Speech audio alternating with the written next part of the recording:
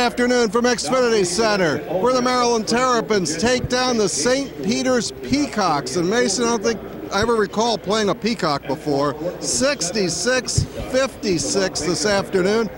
Maryland raced out to a 40-18 first half lead. What'd you think of the Terps at that point? Well, I thought it was really good finally seeing that outside shooting come out, and the freshmen were leading the way. I believe Jackson had 16 in the first half. He had a lot. He finished with 19.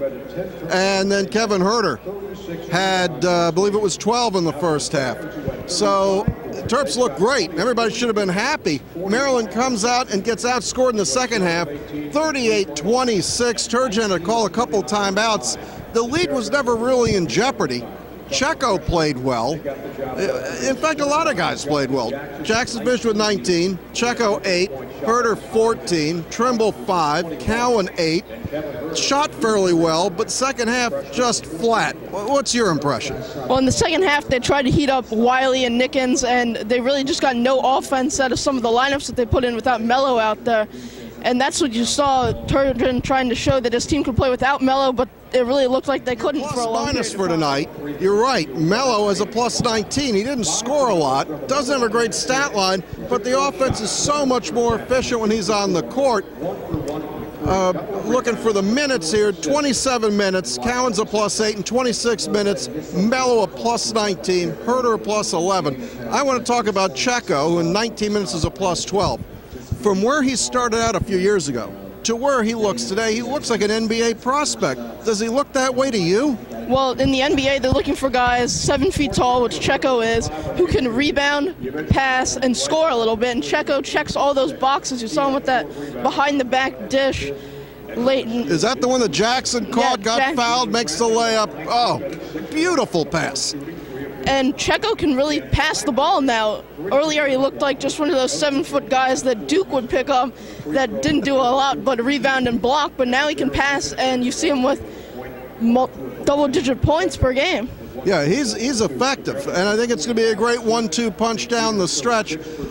Maryland takes on Jacksonville State on Monday here. They have UNC Charlotte in Baltimore on the 20th, and then on the 27th, it is Illinois here at 5 o'clock. We'll call it a Bruce Posner special. He loves 5 o'clock weekday games, doesn't he?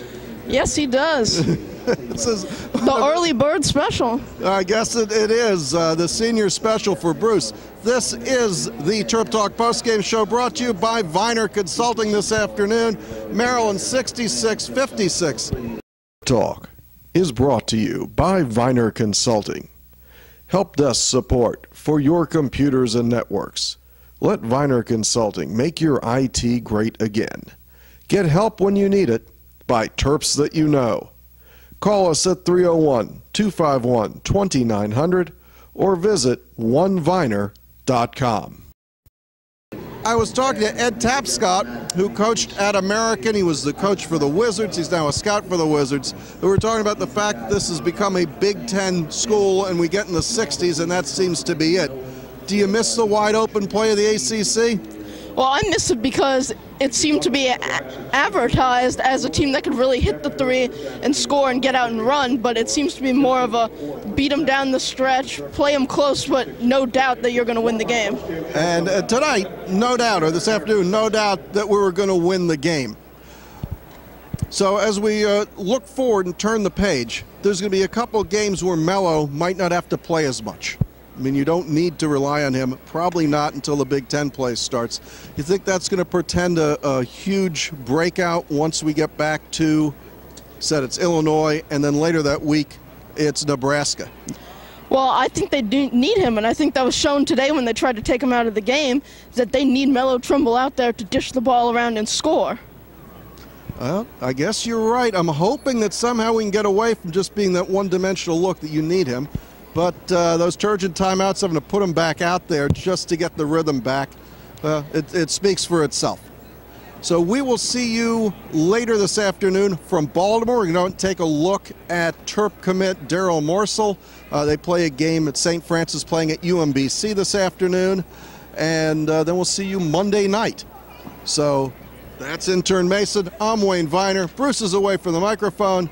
From Xfinity Center, once again, it's the Maryland Terps, the St. Peter's Peacocks. The Peacocks, 56. Good afternoon. We